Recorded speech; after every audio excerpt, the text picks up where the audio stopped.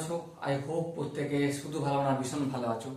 স্ক্রিনের উপর যে কোশ্চেনটা দেখা যাচ্ছে কি বলেছে আমরা সেটা প্রথমে দেখবো, বুঝবো, তারপর অঙ্কটা করার চেষ্টা করবো। ওকে, সো দেখো অঙ্কটা কি বলেছে। বলেছে যে sin 4 theta plus sin 2 theta divided by cos 4 theta plus cos 2 theta.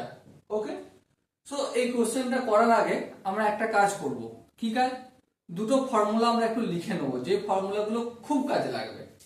ফর্মুলাগুলো কি কি? যেমন sin c plus sin d equal to কি, এই ফর্মুলাটা।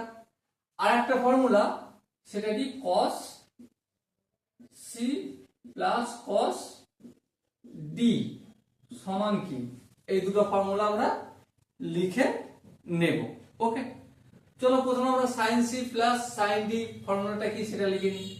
এই ফর্মুলাটা হলো 2 into sin c plus d by 2 into cos c minus d by 2। Okay, আশা করি এটা প্রত্যেকে জান। এবারে আসো cos c plus cos d এর ফর্মুলাটা কি।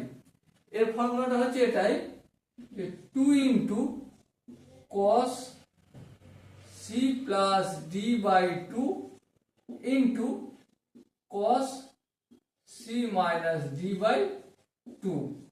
ওকে, এই দুটো ফর্মুলাকে আমরা কাজে লাগিয়ে টোটাল অঙ্কটা কমপ্লিট করব।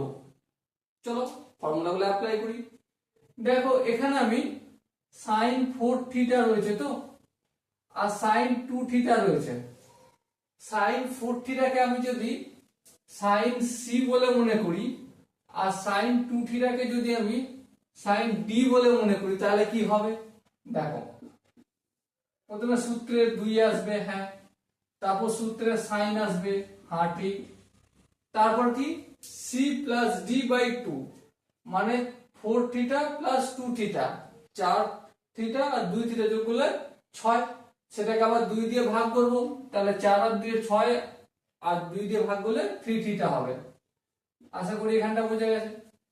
প্লাস তারপর কি দেখো cos c minus d by 2, sorry এখানটা তো ইনটু চিহ্ন না, সূত্রে ইনটু, তাহলে cos লিখলাম, c মাইনাস d মানে 4 থিটা থেকে 2 থিটা বিয়োগ করলে কি হয়, 2 থিটা হয়। সেই 2 থিটাকে আবার 2 দিয়ে যদি বিয়োগ করি তাহলে কি হয়ে যাবে, শুধু থিটা হয়ে যাবে, তাহলেই cos থিটা হলো। আবার একই ভাবে দেখো cos 4 theta plus cos 2 theta মানে cos 4 থিটাকে আমি কি ধরবো, cos c ধরবো। ওকে, আর cos 2 থিটাকে আমি কি ধরবো, cos d ধরবো।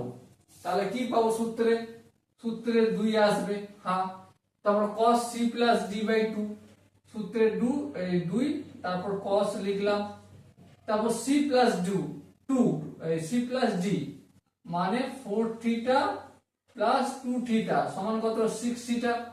সেই 6 থিটাকে আবার 2 দিয়ে ভাগ করলে কত হবে, 3 থিটা হবে, ইনটু তারপর কি আছে দেখো cos c মাইনাস d, তাহলে cos লিখলাম, c মাইনাস d মানে 4 থিটা থেকে 2 থিটা যদি আমি বিয়োগ করি, 4 থিটা মাইনাস 2 থিটা কি পাবো, 2 থিটা পাবো, হ্যাঁ ঠিক।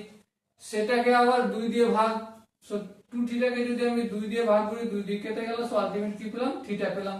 তাহলে এখানটা কি লিখবো, cos থিটা লিখবো। আই হোপ এই লাইনটা প্রত্যেকের বোঝা গেছে। এবারে দেখো এই 2 উপরে 2 নিচের 2 এলিমিনেট হলো, হ্যাঁ ঠিক। cos থিটা এখানে cos থিটা এলিমিনেট হলো।